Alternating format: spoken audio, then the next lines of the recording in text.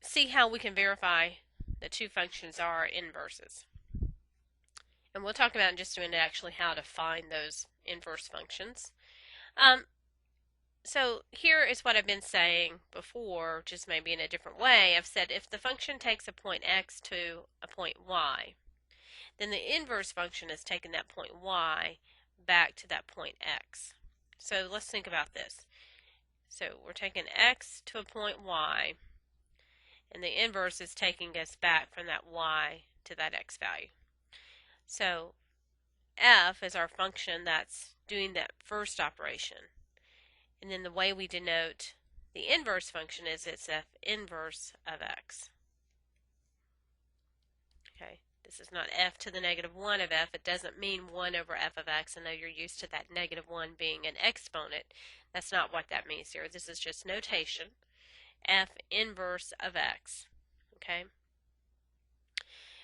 So if the function f takes x to the point y, then the inverse function is going to take y back to the point x. In other words, it's this. If we do the composition of the two functions, if we say f composed with f inverse of x, we should get to x. Or if we do f inverse composed with f of x, we should get back to x. Okay? And that's kind of what we were talking about, right? The inverse is the operation that we have to perform to get us back to what we started with before we performed the operation. So in other words, a function and its inverse are canceling each other out. That's not a very mathematical, precise way to say it, but that's exactly what's happening. They are undoing each other to act as if the operations were never performed to begin with. So we would say then the composition of f and f inverse would give us back x in both cases, both directions here. So let's look at an example of this to verify. Let's verify that f of x is equal to 5x and g of x, which is equal to x over 5, are inverses.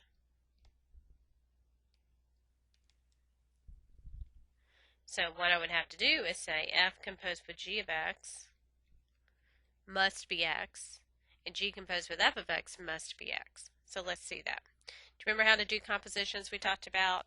We would do f of g of x, which in this case would be f of, x over 5. And now we plug x over 5 into the function f in place of the x. So we would have 5 times our input, which is x over 5, and that certainly does give us x. Now what about g composed with f of x? That means to do g of f of x, which is g of f of x is 5x. So now we're going to plug 5x into the function g wherever we see the x. So we're going to say that would be then 5x over 5, which is x. So therefore 5x and x over 5 are inverses. Let's do another example. What if we have f of x is equal to 2x plus 3, and g of x is equal to 1/2 x minus 3/2. Let's see if those are inverses. So if we perform f composed with g of x, what would I get? F of g of x, which is f of 1/2 x minus 3/2, which in this case we're going to plug this expression into the function f where we see the x. So that would be 2 times our input, which is 1/2 x minus 3/2, plus 3. So distributing that, 2 times 1/2 x is just x. 2 times negative 3/2 would be minus 3, and then plus 3, and what do we get? X. Yep. What about g composed with f of x? That would be g of f of x, which is g of What is f? That's 2x plus 3. And so that means to plug 2x plus 3 into the function g in place of our x. So that's going to be 1/2 times 2x plus 3 minus 3/2. So we get 1/2, well, let's go ahead and multiply that out. 1/2 times 2x would just be x, and 1/2 times the plus 3 would be plus 3/2, minus 3/2, and what do we get? X. So that means, therefore, using those 3 dots to mean therefore, f and g are inverses of one another.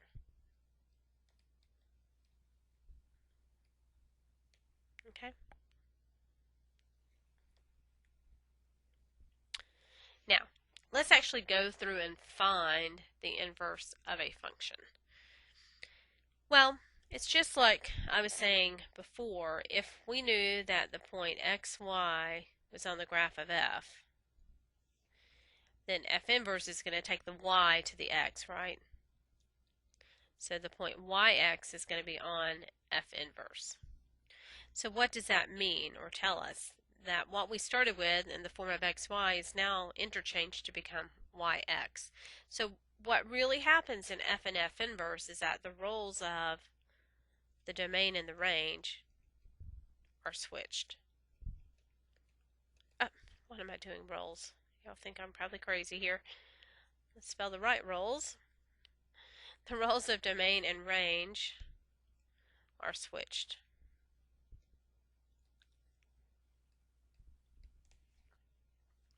So the way we can actually find the inverse of a function is this. We have to interchange the x and the y, and then we solve that new function or new expression for y, and then that value becomes our inverse function. Okay? So let's look at an example here. What if we have f of x is equal to 3x plus 9? So to find the inverse, we have to interchange x and y. Well, it might be helpful to remember that f of x is really nothing more than y, right? So we have y is equal to 3x plus 9. So what we have to do is interchange the x and the y. So our y becomes our x,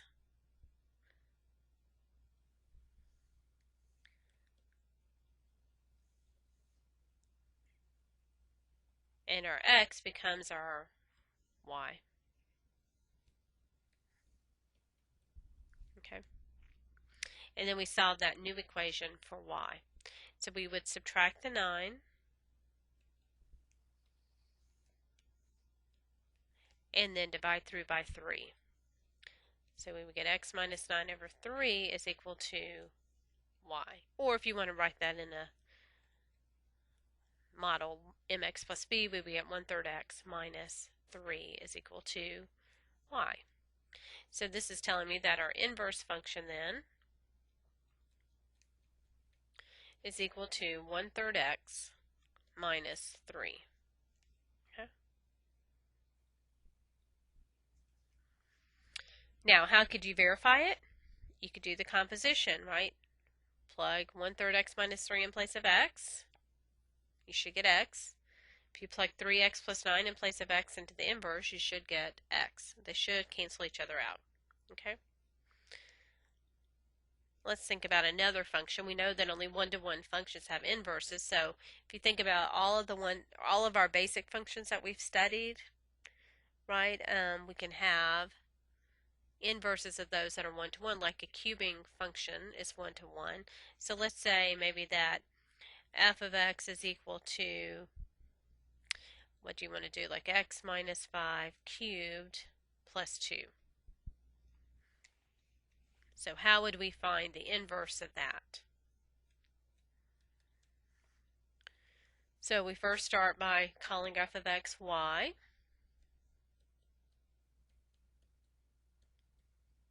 And then we're going to interchange our x and our y. So we would get x is equal to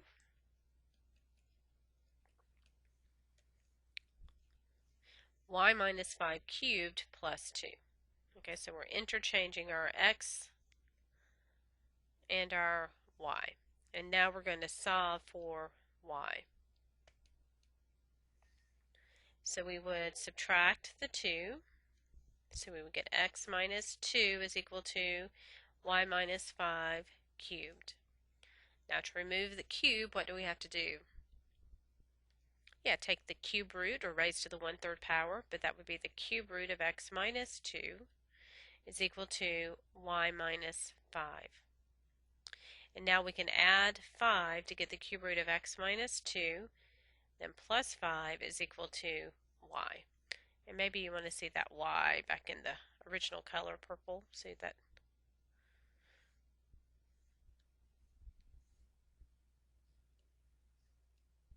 Okay. So that tells me that f inverse of x is equal to the cube root of x minus 2 plus 5. And really, what happens for the inverse, it's kind of undoing the operations in the opposite order in which they occurred, right? It's like if you went through a maze or an obstacle course and you had to get your way out of it, you would have to come back in the opposite direction. So that first operation that you performed actually is going to be the last one that you have to perform or undo when you're doing the inverse function. So if you think about this, how our operations were what? In the original function f, we subtracted 5, then we had to cube it, and then we added 2. Well, what's going to happen in the inverse function? We're going to have to do those in the opposite order. We're going to have to subtract 2, then do the cube root, and then add 5. Okay, so they do have to be related to one another. And again, I could check by doing the compositions to see that I get just x. Now, a couple more things and then we'll be done with this. We need to also understand how the graph of the function and its inverse are related. And I've done a function here with its inverse, negative 2x plus 4 and negative 1/2 x plus 2. And you can verify that those are indeed inverses of each other. And here's my original function, y is equal to negative 2x plus 4. And the inverse, y is equal to negative 1/2 x plus 2. Well, the way these are related is actually in this manner, that the graphs of a function and its inverse are said to be symmetric with respect to the line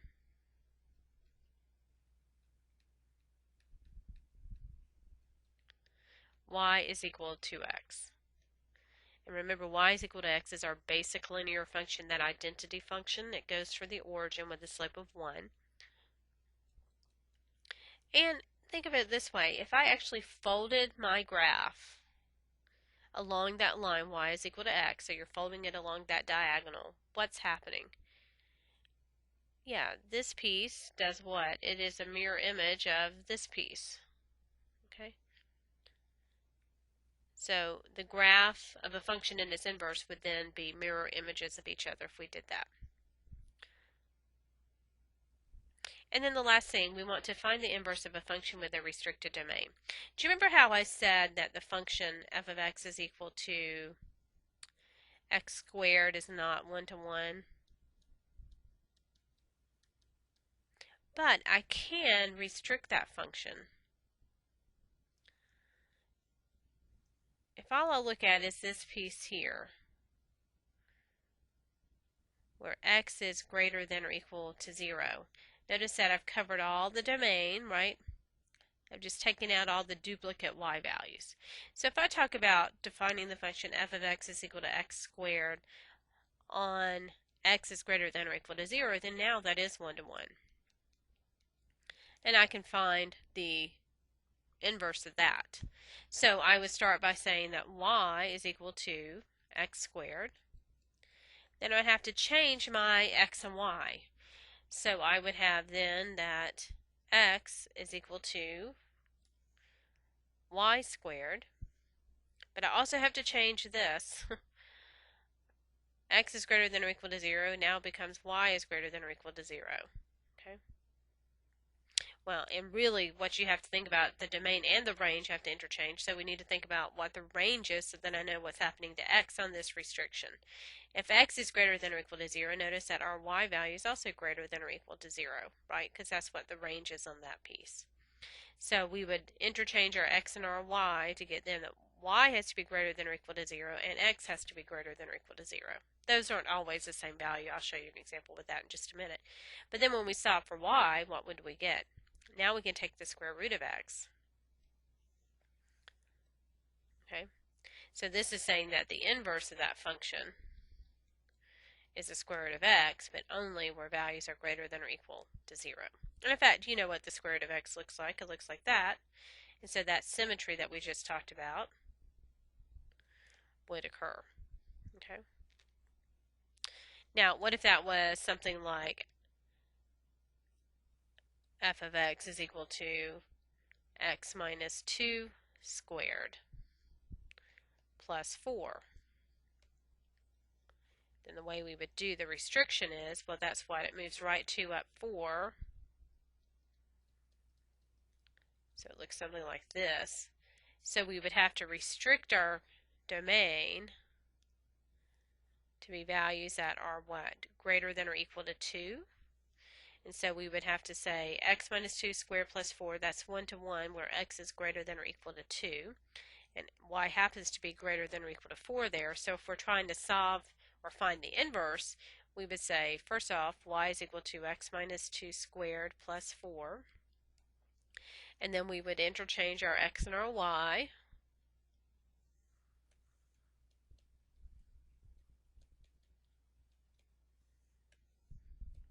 And now we would have to solve for y. So we would get x minus 4 is equal to y minus 2 squared. And if we take the square root, and then we can add 2. So we would get the square root of x minus 4 plus 2 is equal to y. But that's only defined for what? We didn't interchange here. Interchanging the domain and range would tell us that x has to be greater than or equal to 4, and y is going to be greater than or equal to 2. Okay, so I know we went through a lot of material, but the whole idea about an inverse function is that it's undoing the operation. In other words, what operation do we have to perform to get back to what we started with originally? Not every function has an inverse, only one-to-one functions. So you should be able to go through and verify that two functions are inverses, find the inverse of a function, and then also understand how they're relating graphically. If you have any questions, please contact me. Thanks.